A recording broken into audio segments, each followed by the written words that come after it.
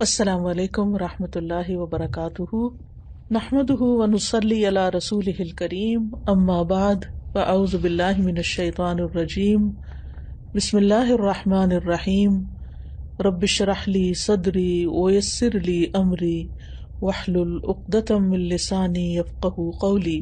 الحمدللہ کہ آج آپ سب کے ساتھ ملاقات کا موقع مل رہا ہے۔ اللہ سبحانہ تعالیٰ اپنی خاطر اس ملاقات کا ہمیں اجر عطا فرمائے اور قیامت کے دن ہمیں اپنے عرش کے سائے تلے جگہ نصیب فرمائے۔ میں حضرت سعد بن ابی وقاص کے بارے میں پڑھ رہی تھی کہ جب حضرت عثمان کی شہادت ہو گئی اور لوگ خلافت کے مسئلے میں اختلاف کر رہے تھے تو وہ اللہ کے بندے دور مدینہ سے باہر اپنے کھیتوں میں چلے گئے اور وہاں پر جا کر انہوں نے اپنے فارم کو اور اپنی بکریوں اور اپنے زمین کو دیکھنا شروع کر دیا، اپنے اونٹوں کی دیکھ بھال کر رہے تھے۔ تو اتنے میں ان کے بیٹے عمر بن سعد ان کے پاس آئے۔ آپ کو معلوم ہی ہے کہ حضرت سعد بن ابی وقاص جو ہیں وہ عشرہ مبشرہ میں سے ہیں اور ان 6 لوگوں میں سے ہیں جن سے نبی صلی اللہ علیہ وسلم بہت راضی تھے۔ تو بہرحال ان کے بیٹے ان کے پاس آئے عمر۔ جب سعد رضی اللہ عنہ نے انہیں دیکھا تو کہا کہ اعوذ باللہ من شر ھذا الراکب، میں اس سوار کے شر سے اللہ کی پناہ چاہتا ہوں۔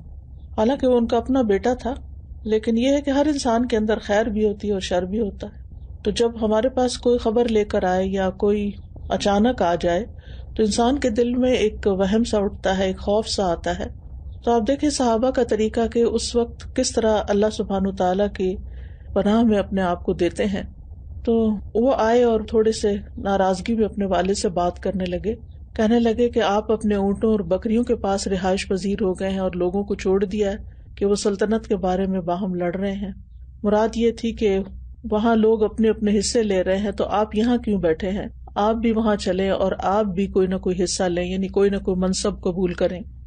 تو سعد رضی اللہ عنہ نے اپنے بیٹے کے سینے پہ ضرب لگائی، ہاتھ مارا اور کہا چپ رہو، میں نے رسول اللہ صلی اللہ علیہ وسلم کو فرماتے ہوئے سنا ہے ان اللہ یحب العبد التقی الغنی الخفی، اور ایک روایت میں خا کی بجائے ہا کے ساتھ حفی آتا ہے کہ اللہ اپنے اس بندے سے محبت رکھتا ہے جو متقی ہو، غنی ہو اور گمنام ہو، خفی ہو، چھپا ہوا ہو۔ صحابہ کی زندگی میں سب سے بڑی جو تمنا تھی اور خواہش تھی وہ یہ کہ کس طرح اللہ سبحانہ تعالیٰ کی محبت حاصل کریں، اور جس بندے کو اللہ سبحانہ تعالیٰ کی محبت حاصل ہو جائے تو اس کی خوش قسمتی کا کیا ٹھکانہ۔ کسی بھی مومن کے دل کی سب سے بڑی طلب، تڑپ اور تمنا یہی ہو سکتی ہے کہ وہ اپنے رب کی نظروں میں محبوب ہو جائے، اپنے رب کا پیارا ہو جائے۔ ہم تو مرنے والے کو اللہ کا پیارا کہتے ہیں، اللہ کو پیارا ہو گیا، لیکن یہ کہ ہمیں اپنی زندگی میں اللہ کا پیارا بننا ہے اور اس کے پیارا بننے کی کوشش کرنی چاہیے۔ اللہ سبحانہ و تعالیٰ محبت کرتے ہیں، لوگوں سے بھی محبت کرتے ہیں، کچھ جگہوں سے بھی محبت کرتے ہیں، کچھ اوقات سے بھی محبت کرتے ہیں۔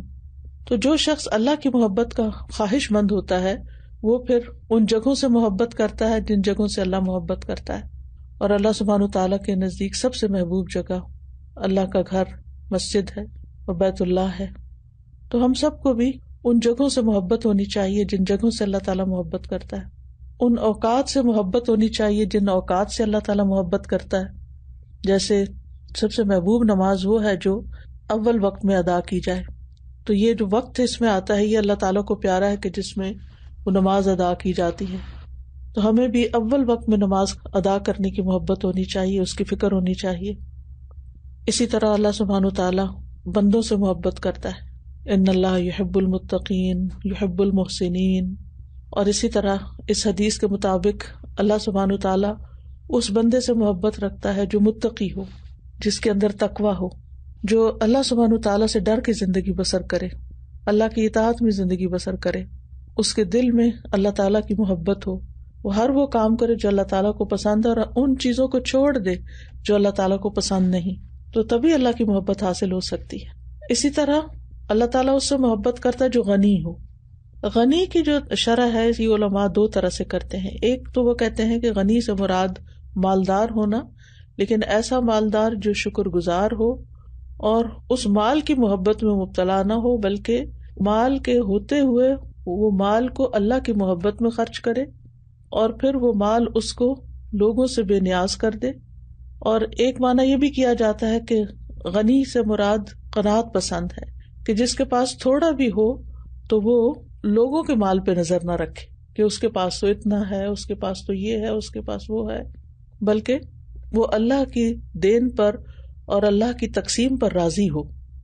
تو ایسا بندہ جو دوسروں سے سوال نہ کرے، دوسروں سے فائدے اٹھانے کی فکر میں نہ ہو، وہ صرف ان لوگوں سے دوستی نہ رکھے جن سے اس کو کوئی فائدہ پہنچتا ہے، یعنی اس کے اندر لالچ نہ ہو، لوگوں سے بے پرواہ ہو۔ بے پرواہ کا مطلب یہ نہیں کہ لوگوں سے تعلق نہ رکھے اور ان کو خاطر میں نہ لائے یا ان کو کچھ سمجھے نہ، یہ نہیں ہے معنی اس کا۔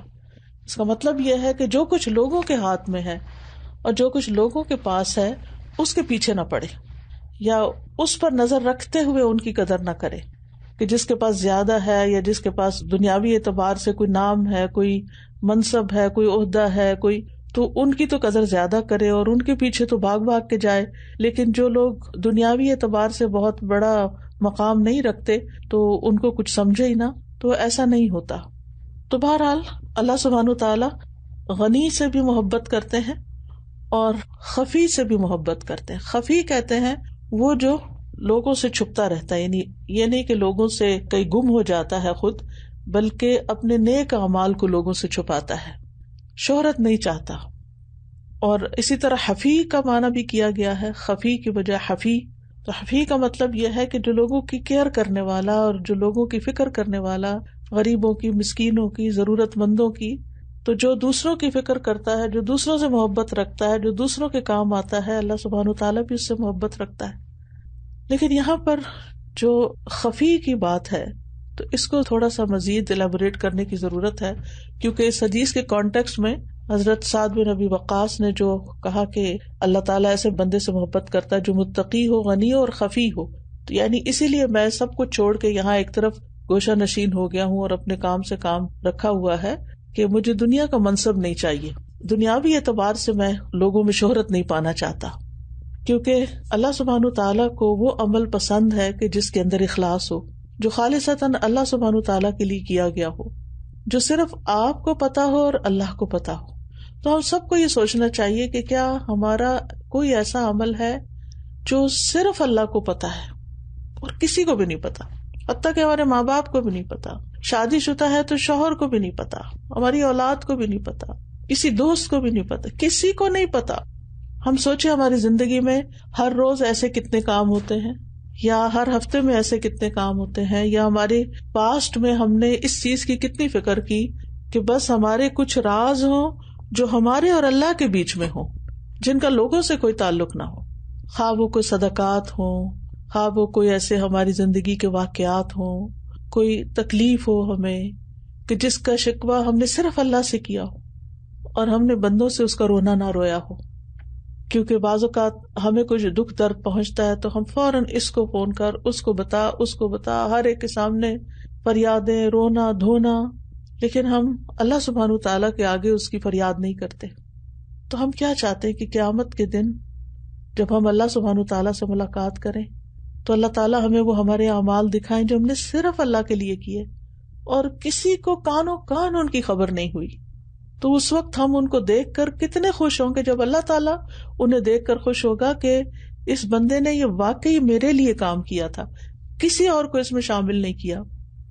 کیونکہ جس سے ہمیں محبت ہوتی ہے نا، ہم اس سے اپنے سیکرٹ شیئر کرتے ہیں، اس کو ہم کہتے ہیں میں یہ بات صرف تمہیں بتا رہی ہوں، میں نے آج تک یہ کسی کو نہیں بتائی۔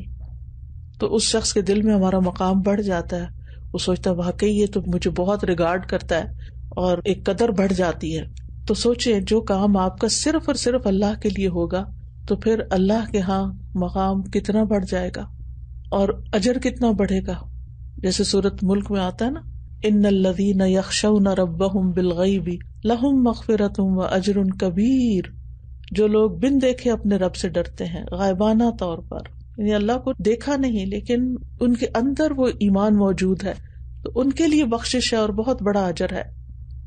تو کوشش ہمیں یہ کرنی چاہیے کہ اپنے اعمال کو حد الوسع پوشیدہ رکھیں، یعنی جتنے اعمال ہم چھپا سکتے ہوں ان کو چھپا لیں۔ رسول اللہ صلی اللہ علیہ وسلم نے فرمایا جو اپنے عمل صالح کو مخفی رکھنے کی طاقت رکھتا ہے تو اسے چاہیے کہ وہ ایسے ہی کرے۔ کچھ عمل تو ایسے ہیں جو ہم چھپا نہیں سکتے، وہ سامنے آ ہی جاتے ہیں.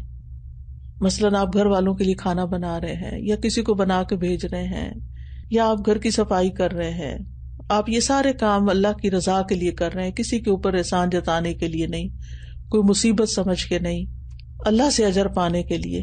لیکن ظاہر ہے کہ گھر والوں کے نوٹس میں آگے ہو سکتا ہے آپ کا شوہر آپ کی تعریف کر دے، آپ کے پیرنٹس کر دیں، کوئی اور کر دے، واہ کتنا اچھا گھر صاف کیا ہے، آج تو کمال کر دی تم نے. لیکن بعض اوقات یہ ہے کہ ہم کچھ کام ایسے بھی کر سکتے ہیں کہ جو ہم کسی کو بھی نہ بتائیں. اب دیکھیں عموماً ہم کون سے کام چھپ چھپ کے کرتے ہیں؟ وہ کام جو غلط قسم کے ہوتے ہیں. ہائے کسی کو پتہ نہ چل جائے، ہائے کسی کو پتہ چلا تو وہ کیا کہے گا، میری بےزتی ہو جائے گی. اس چیز کو اس میں بدل لیں کہ ہم اچھے کام کریں تاکہ بےزتی کی خوف سے نہیں بلکہ اللہ کی رضا کے لیے نیکیاں چھپائیں. یعنی برائیاں جتنی چھپاتے ہیں نا اتنی ہی ہم نیکیاں چھپانی شروع کر دیں. تو جتنا ممکن ہو، جیسے حدیث میں آ رہا ہے نا کہ جس کو یہ طاقت ہو کہ چھپا سکے یا ہمت ہو کہ وہ چھپا سکے یا چھپانے کی استطاعت رکھتا ہو تو وہ ضرور چھپا لے.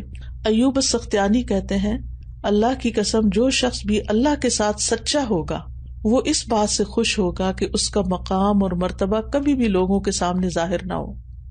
یعنی بعض آپ کی زندگی میں ایسے واقعات ہو جاتے ہیں نا، کوئی آپ کی دعا پوری ہو جاتی ہے، کوئی آپ کی دل کی بات پوری ہو جاتی ہے تو ہم فوراً لوگوں کو بتانے لگتے ہیں تاکہ لوگ ہماری قدر کریں کہ واہ یہ اللہ کا کتنا پیارا ہے، یہ تو واقعی اللہ کا بڑا محبوب بندہ ہے. نہیں، ان چیزوں کو بھی چھپائیں. اور بات یہ ہے کہ شہرت پسند کرنے والا شخص جو ہے نا وہ اللہ کے ساتھ سچا نہیں ہوتا، وہ دراصل خود کو نمایاں کر رہا ہوتا ہے.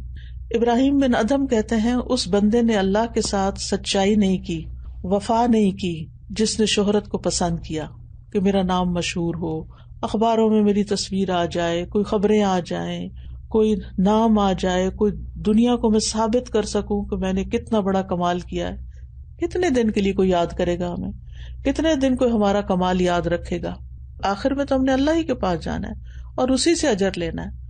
اور اگر وہ نامہ اعمال سے ہی صاف چٹ ہو گیا تو پھر کیا بنے گا؟ تو اسی لیے جو اللہ کے ساتھ سچے ہوتے ہیں وہ راتوں کو اٹھ کے نماز پڑھتے ہیں جب کوئی انہیں دیکھ نہیں رہا ہوتا. اور ایسی نماز جب لوگ سو رہے ہیں اور اس وقت انسان قیام کرتا ہے تو اس کے لیے کیا بشارت ہے.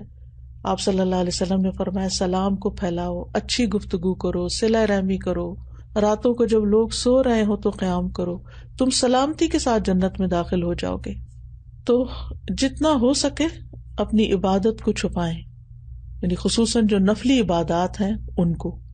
ایوب سختیانی کے بارے میں آتا ہے کہ ساری رات قیام کرتے تھے اور اس کو چھپا کے رکھتے تھے. جب صبح قریب آ جاتی تو اونچی آواز میں قرآن پڑھنا شروع کر دیتے تاکہ گھر والوں کو پتہ چلے کہ یہ ابھی اٹھے ہیں. پھر اسی طرح یہ ہے کہ تنہائی میں اللہ کی یاد میں آنسو بہائیں، اکیلے میں جب کوئی نہ ہو چپ کے اللہ کو پکاریں. جو شخص چپ کے اللہ کو پکارتا ہے اللہ تعالیٰ اس کی دعائیں بھی سنتا ہے. 7 طرح کے لوگ اللہ کے بڑے محبوب ہیں جنہیں قیامت کے دن اللہ تعالیٰ اپنے سائے میں جگہ دے گا. ان میں سے ایک شخص وہ بھی ہے جس نے اللہ کو یاد کیا تو اس کی آنکھیں بہہ گئیں، رو پڑا. محمد بن واسع کہتے ہیں میں نے ایسے لوگ دیکھے ہیں کہ ان میں سے ایک تکیے پر اپنی بیوی کے سر کے ساتھ سر رکھا ہوتا تھا، اس کی داڑھی آنسوؤں سے بھری ہوئی ہوتی تھی لیکن بیوی تک کو نہیں پتا چلتا تھا.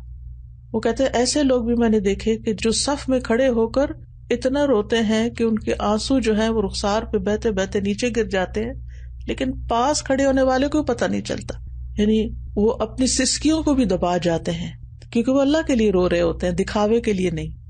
جس شخص کو لوگوں کے سامنے تو رونا آئے اور تنہائی میں نہ آئے، نماز میں رونا نہ آئے، پھر اس کا اللہ کے ساتھ کیا تعلق ہے؟ اب ایک تو یہ ہے کہ اللہ کی محبت میں چھپا کے اللہ ہی کے لیے کام کرنا چاہیے. دوسرا یہ ہے کہ ریاکاری سے بچنا چاہیے کیونکہ ریاکاری انسان کے اعمال کو تباہ کر دیتی ہے اور دکھاوے میں یہ بہت بڑا ڈر ہوتا ہے اور خلل ہوتا ہے. اور پھر بعض اوقات یہ ریاکاری انسان کو فخر و غرور میں بھی مبتلا کر دیتی ہے. قاضی ایاز کہتے ہیں جسے یہ پسند ہو کہ اس کی شہرت ہو اور لوگ اس کا تذکرہ کریں، اس کا نام لیں، اس کو یاد کریں، تو ایسے شخص کا لوگ تذکرہ نہیں کرتے، وہ لوگوں کو پسند ہی نہیں آتا. اور جو شہرت کو ناپسند کرتا ہے تو ایسے شخص کی شہرت خود بخود ہو جاتی ہے. یعنی یہ کیسے ہو سکتا ہے کہ آپ اللہ سے محبت کریں اور اللہ کی محبت والے کام کریں اور اللہ تعالیٰ آپ سے محبت نہ کرے اور اللہ تعالیٰ بندوں کے دل میں آپ کی محبت نہ ڈالے؟ وہ حدیث کو یاد کر لیں جو آپ سب کو معلوم ہے کہ جب اللہ تعالیٰ کسی بندے سے محبت کرتا ہے تو پھر جبریل کو بلا کے فرماتا ہے میں فلاں بندے سے محبت کرتا ہوں، تم بھی محبت کرو. پھر جبریل محبت کرنے لگتے ہیں، پھر وہ فرشتوں کو کہتے ہیں، پھر آسمان والے محبت کرتے، پھر وہ محبت زمین پہ اتار دی جاتی. ایسے شخص نے کوئی اپنی محبت کے لیے کمپین تو نہیں چلائی ہوتی. تو اس لیے اللہ سبحانہ وتعالیٰ کے ساتھ سچا ہونے کی علامت یہی ہے کہ انسان اپنے اعمال صرف اللہ ہی کے لیے کرے. ایک آدمی نے بشر بن حارث سے کہا مجھے کوئی وصیت کر دیجئے، تو انہوں نے کہا کہ لوگوں سے اپنا تذکرہ چھپا کر رکھو، یعنی لوگوں کے سامنے بوسٹنگ نہ کرو، اپنی خوبیاں نہ بیان کرو اور شہرت حاصل کرنے کی تمنا نہ کرو. علی بن ابی طالب کہتے ہیں تم اپنی شخصیت کو ایسا نہ بناؤ کہ تمہارا تذکرہ ہو، یعنی خود سے ایسی کوشش نہ کرو کہ لوگ کہیں کہ واہ یہ کیسا لباس پہنا ہوا ہے، اس کے شوز کیسے ہیں، یعنی ایسے بن کے مت لوگوں کے سامنے آؤ کہ لوگ نظریں اٹھا اٹھا کر دیکھیں اور لوگوں میں تم ممتاز اور نمایاں نظر آؤ. صحابہ کرام اور سلف صالح جو تھے وہ اس بات کو پسند نہیں کرتے تھے کہ کوئی ان کے پیچھے پیچھے چلے. ابھی جو یاسمین بتا رہی تھی حضرت عمر رضی اللہ عنہ کے بارے میں کہ جب انہیں پتا چلا کہ ان کے پیچھے لوگ آ رہے ہیں تو انہوں نے ایک طرح سے غصے سے پلٹ کے دیکھا تو ایک شخص نیچے گر گیا بے ہوش ہو کے ڈر کے مارے، کیونکہ ان کو یہ بات پسند نہیں تھی. اسی طرح یہ ہے کہ جہاں یہ ناپسندیدہ ہے کہ شہرت کا لباس پہنے، وہاں یہ بھی ناپسندیدہ ہے کہ لوگوں میں اپنے زہد اور اپنی نیکی اور اپنی مسکینی ظاہر کرنے کے لیے پھٹے پرانے کپڑے پہن کے رکھے، کیونکہ یہ بھی ان اے وے دکھاوا ہی ہے کہ ہم بہت نیک پاک ہیں. پھر اسی طرح یہ ہے کہ ابی ابن کعب کے بارے میں آتا ہے کہ کچھ لوگ ان کے پیچھے پیچھے چل رہے تھے، آس پاس تھے، تو حضرت عمر نے انہیں دیکھا تو درہ مارا. انہوں نے کہا امیر المومنین آپ مجھے کیوں مار رہے ہیں؟ تو انہوں نے جواب دیا بے شک یہ شہرت ذلت ہے، جو اسے پانے کی کوشش کرے گا، جو اس کے پیچھے چلے گا اس کے لیے فتنے کا باعث ہوگا. یعنی ایسی چیزیں انسان کو خوش فہمی میں مبتلا کر دیتی ہیں کہ میں لوگوں کے بیچ میں کتنا پاپولر ہوں اور میری کتنی عزت ہے، اور وہ بھول جاتا ہے کہ اللہ کیا میرا کیا مقام ہے، اور اس کی فکر کرنے کی بجائے پھر وہ ہر وقت صرف لوگوں کے بیچ میں ہی اپنا امیج بنانے کی فکر کرتا رہتا ہے. تو نیک اعمال کو مخفی رکھنے کے فائدے یہ ہوتے ہیں کہ انسان کو اللہ کی محبت تو ملتی ہے لیکن دین میں ثابت قدمی بھی ملتی ہے. امام ابن قیم کہتے ہیں پوشیدہ گناہ انسان کے کردار اور عمل کے الٹا ہو جانے کے اسباب میں سے ہیں، اور تنہائی کی عبادت ثابت قدمی کی اساس ہے. اور ایک اور جگہ کہتے ہیں کہ ثابت قدمی کے اسباب میں سے یہ ہے کہ تنہائیوں میں کی جانے والی اطاعت جو اللہ اور آپ کے درمیان میں ہو، اور اپنے نفس کے درمیان محاسبہ کیا جائے، اور اپنے اور لوگوں کے درمیان نیک صحبت اختیار کی جائے. تو نیک اعمال ریاکاری سے محفوظ ہوں گے تو انشاءاللہ ان کا اجر و ثواب بھی کہیں بہت زیادہ ہوگا.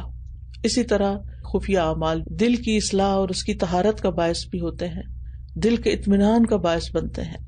بعض صالحین کہتے ہیں جو اکثر تنہائی میں عبادت کرتا ہے اللہ اس کے دل کی اصلاح کر دیتا ہے، چاہے بندہ چاہے یا نہ چاہے. اسی طرح کسی اور کا کہنا ہے کہ جو اپنے ایمان کی کمزوری کی شکایت کرتا ہے کہ میرا ایمان بڑا ویک ہے، تو دراصل اس کا اپنے رب کے ساتھ تنہائی میں سرگوشی کا عمل قلیل ہوتا ہے. یعنی ایمان کی کمزوری کا سبب یا وجہ کیا ہے کہ تنہائی کا عمل کم ہے، یعنی نیک عمل، یا اللہ کے ساتھ سرگوشیاں کم ہیں. اسی طرح محمد بن واسع کہتے ہیں کہ جو اپنے باطن کی اصلاح کر لیتا ہے اللہ اس کے ظاہر کی اصلاح بھی کر دیتا ہے، اور جو اپنی آخرت کی اصلاح کر لیتا ہے اللہ تعالیٰ اس کی دنیا کی اصلاح کر دیتا ہے، اور جو اپنے اور اللہ کے درمیان کی اصلاح کر لیتا ہے یعنی تعلق ٹھیک کر لیتا ہے اللہ اس کے اور لوگوں کے درمیان اصلاح کر دیتا ہے. یعنی اس کے اپنے گھر والوں کے ساتھ، اپنے رشتہ داروں کے ساتھ، اپنے دوستوں کے ساتھ تعلقات اچھے ہو جاتے ہیں. لیکن اگر اللہ کے ساتھ تعلق درست نہ ہو تو لوگوں کے ساتھ تعلق بھی درست نہیں ہوتا، لڑائی جھگڑے فساد ہی رہتے ہیں. بعض لوگ کہتے ہیں کہ مومن کی اس سے زیادہ سخت آزمائش نہیں کی گئی جتنا کہ وہ پوشیدہ نافرمانیوں سے آزمایا گیا، یعنی چھپ کے گناہ کرنے سے، اور اس کا کوئی ایسا علاج نہیں جو پوشیدہ عبادت سے بہتر ہو. یعنی اگر آپ کو کسی بھی قسم کے چھپ کے گناہ کرنے کی عادت ہے، کوئی بھی ہے، تو اس کے لیے علاج کیا ہے کہ انسان پوشیدہ عبادت کرے، خفیہ طور پر اللہ تعالیٰ کو پکارے، جیسے زکریا علیہ السلام نے پکارا تھا اذ نادى ربہ نداء خفیہ، چھپ کے پکارا اپنے رب کو. تو کیا ہوا؟ اللہ کی رحمت ان پہ آ گئی، ان کو اس ایج میں اولاد ملی. سورۃ الاعراف میں اللہ سبحانہ وتعالیٰ نبی صلی اللہ علیہ وسلم کو حکم دیتے ہیں کہ وَاذْكُرْ رَبَّكَ فِي نَفْسِكَ تَضَرُّعًا وَخِيفَةً وَدُونَ الْجَهْرِ مِنَ الْقَوْلِ بِالْغُدُوِّ وَالْآصَالِ وَلَا تَكُن مِّنَ الْغَافِلِينَ، اور اپنے رب کو اپنے دل میں عاجزی سے اور خوف سے اور بلند آواز کے بغیر صبح و شام یاد کرو اور غافلوں میں سے نہ ہو. یعنی بلند آواز کے بغیر، چپ کے خیفتاً، تضرعاً وخیفتاً. ہم کہتے ہیں نا ہماری دعائیں قبول نہیں ہوتی، غفلت کے ساتھ ہم دعائیں کر رہے ہوتے ہیں، لیکن جب ہم چپ کے اور واقعی اللہ کے سامنے خالصتاً صرف تنہائی میں اس سے باتیں کرتے ہیں تو انشاءاللہ دعائیں بھی قبول ہوں گی. اور پھر یہ کہ خفیہ نیک اعمال کی وجہ سے مصیبتوں سے بھی نجات ملتی ہے. پوشیدہ صدقہ جو ہے خوف اور غم سے نجات کا باعث ہے. الذین ينفقون اموالهم باللیل والنہار سرا وعلانیۃ فلہم اجرہم عند ربہم ولا خوف علیہم ولا ہم یحزنون. جو لوگ دن رات کھلے اور چھپے اپنے مال خرچ کرتے ہیں انہیں اپنے رب سے اس کا اجر ضرور مل جائے گا. ایسے لوگوں کو نہ کچھ خوف ہوگا نہ وہ غمگین ہوں گے. انس بن مالک کہتے ہیں نبی صلی اللہ علیہ وسلم نے فرمایا مخفی صدقہ رب کے غضب کو بجھاتا ہے، اللہ تعالیٰ کا غصہ ٹھیک کرتا ہے.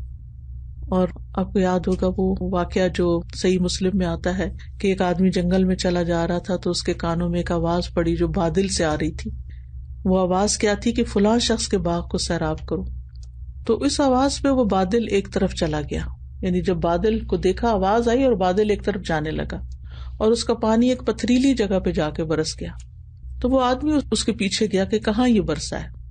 تو اس نے دیکھا کہ وہاں کی نالیوں میں سے ایک نالی ایسی تھی جس میں سارا پانی جمع ہو گیا.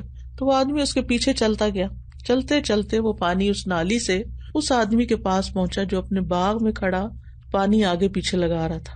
تو اس نے کہا اللہ کے بندے تمہارا کیا نام ہے؟ تو اس نے اپنا وہی نام بتایا جو اس نے بادل میں سنا تھا. تو آدمی کہنے لگا اللہ کے بندے تم میرا نام کیوں پوچھ رہے ہو؟ اس نے کہا میں نے بادل میں ایک آواز سنی تھی جس کا یہ پانی ہے اور اس میں تمہارا نام لے کر کہا گیا تھا کہ فلاں آدمی کے باغ کو سیراب کرو. اب تم بتاؤ کہ تم کون سا ایسا عمل کرتے ہو یعنی جس کی یہ برکت ہے. تو اس نے کہا اگر آپ اصرار کرتے ہیں تو بات یہ ہے کہ میں اس باغ کی پیداوار پہ غور کرتا ہوں، پھر 1/3 صدقہ کر دیتا ہوں، 1/3 خود رکھتا ہوں اور اپنے گھر والوں کو کھلاتا ہوں اور 1/3 واپس اسی باغ میں لگا دیتا ہوں. تو یہ بنیادی طور پر کیا تھا؟ دراصل اس کا خاموش خفیہ عمل تھا جس کی وجہ سے خاص طریقے سے اس کی مدد کی جا رہی تھی. تو جب بندہ اللہ کے لیے خالص ہوتا ہے تو اللہ تعالیٰ ایسے ایسے طریقوں سے بندے کی مدد کر دیتا ہے کہ انسان حیران ہو جاتا ہے، ہمیں پتہ بھی نہیں ہوتا. وَرَزَقَهُ مِنْ حَيْثُ لَا يَحْتَسِبُ، اس کو وہاں سے رزق دیتا ہے جہاں سے وہ سوچ بھی نہیں سکتا، گمان بھی نہیں کر سکتا. حدیث میں آتا ہے افضل صدقۃ ہی التی تصدق بصدقۃ یمینہ ویخفیہا شمالہ. سب سے افضل صدقہ وہ ہے جو کوئی اپنے دائیں ہاتھ سے صدقہ کرتا ہے اور اپنے بائیں ہاتھ سے اسے چھپاتا ہے، یعنی دائیں سے دے کے بائیں کو بھی نہیں پتہ چلنے دیتا. اللہ نے پیدا کیا زمین کو، پہاڑ کو، لوہے کو، پانی کو، ہوا کو، سب کے سب بہت مضبوط ہے، لیکن آدم کا بیٹا ان سب سے زیادہ مضبوط ہے. یعنی انسان کو ان سب چیزوں پر قوت دی گئی ہے، یہ سب چیزیں انسان کے لیے مسخر کی گئی ہیں، مگر جس نے اپنے ہاتھ سے صدقہ کیا اور اس کو اپنے بائیں ہاتھ سے چھپا لیا وہ اس سے بھی زیادہ مضبوط ہے. 7 آدمی ایسے ہیں جنہیں قیامت کے دن اللہ اپنے عرش کے سائے میں جگہ دے گا جس دن اس کے سائے کے سوا کوئی سایہ نہ ہوگا.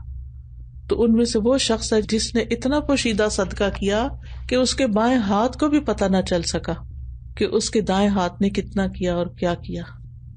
اور آخرت میں تو بہت ہی بڑا اجر ہے. وَلِمَنْ خَافَ مَقَامَ رَبِّهِ جَنَّتَانِ، جو اپنے رب کے سامنے کھڑا ہونے سے ڈر گیا اس کے لیے 2 باغ ہیں. اور ویسے بھی میں نے پچھلے دنوں ایک پوسٹ ڈالی تھی الخوافی للخوافی کہ پوشیدہ آزمائشوں کے لیے پوشیدہ نیک اعمال فائدہ دیتے ہیں. ہر انسان کے کچھ ایسے دکھ ہوتے ہیں، تکلیفیں ہوتی ہیں جن کو اللہ کے سوا کوئی نہیں جانتا. اس کے اندر دل میں کتنے غم ہیں، کسی کو آپ جتنا بھی بتائیں اس کو وہ محسوس نہیں ہو سکتے، وہ جان نہیں سکتا، وہ اس کے لیے کچھ کر بھی نہیں سکتا. ان کا علاج اور حل اللہ ہی کے پاس ہے. اور حل کیا بتایا گیا کہ پوشیدہ نیک اعمال کریں جن کو اللہ کے سوا کوئی نہ جانتا ہو. اور مخفی مرض کے لیے مخفی صدقہ، کچھ بیماریاں ایسی ہیں جن کا ہمیں خود بھی نہیں پتا، تو چھپے ہوئے صدقے ہم دیتے رہتے ہیں نا تو بیماریاں اندر سے خود ہی نکلتی رہتی ہیں. پوشیدہ غموں کے لیے پوشیدہ استغفار. کچھ غم ہوتے ہیں جو دل کو چھوڑتے ہی نہیں، کسی کو اولاد کا غم ہے، کسی کو مال کی طرف سے پریشانی ہے، کسی کو کسی اور طرف سے. تو دل ہی دل میں رب سے استغفار کریں جس کو اللہ کے سوا کوئی نہ سنتا ہو. اسی طرح انگزائٹی تو اس کے لیے رات کو اٹھ کے نفل پڑھیں. وہ عبادت جس کو اللہ کے سوا کوئی نہ دیکھے. تو ہر پوشیدہ تکلیف، ہر غم، ہر بیماری جو انسان کے اوپر حاوی ہو جائے، جس کو اللہ کے سوا کوئی نہ جانتا ہو، کوئی محسوس بھی نہ کر سکتا ہو، آپ کسی انسان کے سامنے اپنا شکوہ کرتے بھی نہ ہو، تو بس پوشیدہ نیک اعمال شروع کر دیں. اللہ سبحانہ وتعالیٰ آپ کو اس سے چھٹکارا عطا کر دے. اسی طرح اپنی کچھ بری عادتیں کہ جن سے انسان تنگ ہوتا ہے لیکن اس کو سمجھ ہی نہیں آتی اور وہ کسی اور کو بتا بھی نہیں سکتا. کچھ ایسی چیزیں ہوتی ہیں جو کسی کو نہیں بتا سکتا. کبھی بعض اوقات دو لوگوں کے بیچ میں معاملہ ایسا ہوتا ہے وہ کسی سے ذکر نہیں کر سکتا. تو یہ پوشیدہ عبادتیں جو ہیں وہ ان اعمال اور مصیبتوں کا علاج ہے. بس یہاں پر ایک بات آخر میں واضح کرتی چلوں کہ کچھ نیک اعمال ایسے ہیں کہ جن کو انسان چھپانا بھی چاہے تو چھپ نہیں سکتا. تو ان کے لیے پھر ایکسٹرا کیئرفل ہو جائے کہ اس میں ریاکاری نہ ہو. اور دوسرا یہ ہے کہ صرف اس صورت میں انسان کسی کام کو ظاہر کر سکتا ہے کہ جب انسان کو یہ خیال ہو کہ کسی اور کو بھی دیکھ کے شوق آ جائے گا. لیکن یہ کبھی کبھار ہونا چاہیے، روز کا یہ شغل نہیں ہونا چاہیے. اپنے نفس کو کنٹرول کرنے کے لیے، اپنے نفس پہ قابو پانے کے لیے خفیہ نیک اعمال کرتے رہیں. اور جہاں پر لوگوں کو موٹیویٹ کرنے کی ضرورت ہے یا ان کو بھی نیک کام میں شریک کرنے کی ضرورت ہے تو وہاں ایگزیجریشن کے بغیر، مبالغہ آرائی کے بغیر، بس صرف جتنی چیز ہو اتنی کا ذکر کریں.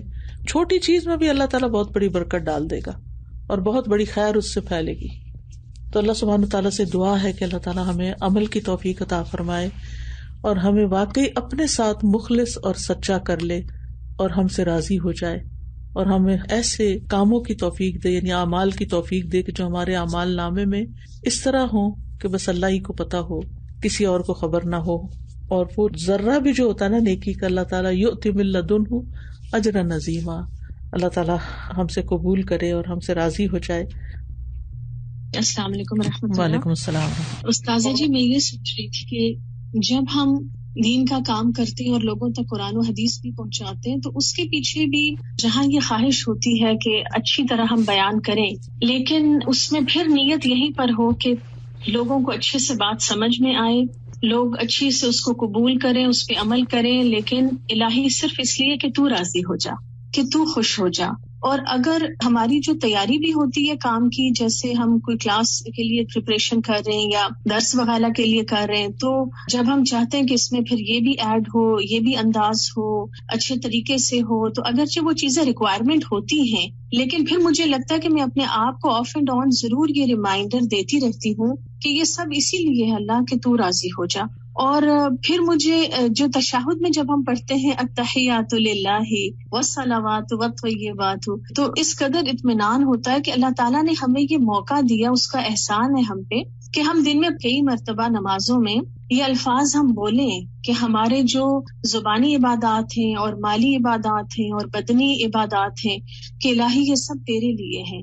تو یہ کتنی امپورٹنٹ بات تھی، جیسے آج آپ نے اس کو ایکسپلین کیا کہ یہ کتنی اہم چیز ہے کہ ریاکاری تمام نیک اعمال کی بربادی کا سبب ہو سکتی ہے.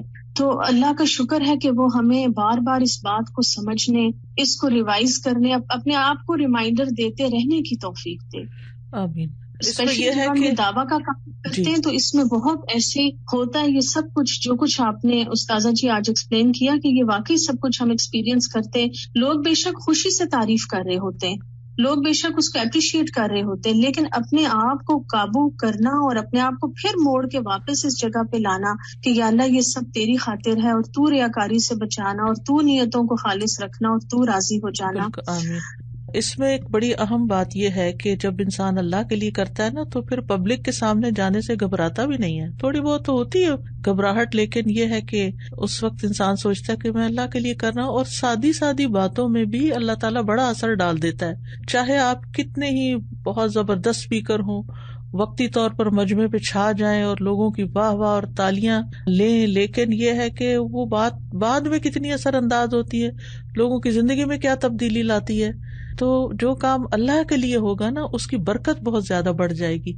اور پھر خاص طور پر آپ دیکھیں اس وقت میڈیا کا دور ہے، اور پھر جو دنیا بھر میں چھوٹی سی بات پھیل جاتی ہے، یہ کتنا بڑا فتنہ ہو گیا ہے. پہلے زمانے میں لوگ کم از کم اپنی ذاتی زندگی تو اپنی ذات تک رکھتے تھے، اب تو ہر چھوٹی بڑی بات کی شہرت اور ہر چھوٹی بڑی چیز کا اشتہار، اپنے کھانوں کا، اپنے لباس کا، سیر و تفریح کا، یہاں جا رہے ہیں وہاں جا رہے ہیں، اس ہوٹل میں رہ رہے ہیں، اس جگہ مل رہے ہیں، ہر جگہ کی تصویریں شیئر ہو رہی ہیں. اتنا بڑا فتنہ ہو گیا کہ ہمیں خود بھی احساس نہیں رہا کہ ہم کس چیز میں پڑ گئے اور کہاں اپنی صلاحیتیں ضائع کر رہے ہیں. تو بہت ضروری ہے کہ ہم ان چیزوں پہ توجہ رکھیں.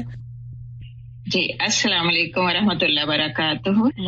استاذہ جی میں نے آپ سے یہ پوچھنا تھا کہ بعض اوقات ہم اپنے بچوں سے یہ کہتے ہیں، بتاتے ہیں اپنے کوئی تجربہ یا کوئی صدقات کرے یا کوئی اچھی باتیں، تو کیا وہ ریاکاری پہ تو نہیں آ جائے؟ نہیں، وہ ریاکاری میں نہیں آتی. وہ تو ظاہر دین کی تعلیم دینے میں اب دل میں تو نہیں دی جا سکتی نا. دین کی تعلیم تو بول کے ہی دینی ہوتی ہے، چاہے کلاس میں پڑھاتے ہیں یا وقتی طور پہ کسی سے 1-on-1 بیس پہ بات کرتے ہیں. تو وہ ریاکاری نہیں. اس وقت اپنے اوپر چیک رکھنے کی ضرورت ہے کہ میں کس نیت سے یہ بات کر رہی ہوں، اپنا علم جاننے کے لیے یا یہ بچوں پہ روب جاننے کے لیے کہ مجھے بہت کچھ پتا ہے، یا پھر یہ کہ میں اللہ کی طرف تربیت کی وجہ کے لیے جو اللہ نے میرے پہ ذمہ داری ڈالی ہے.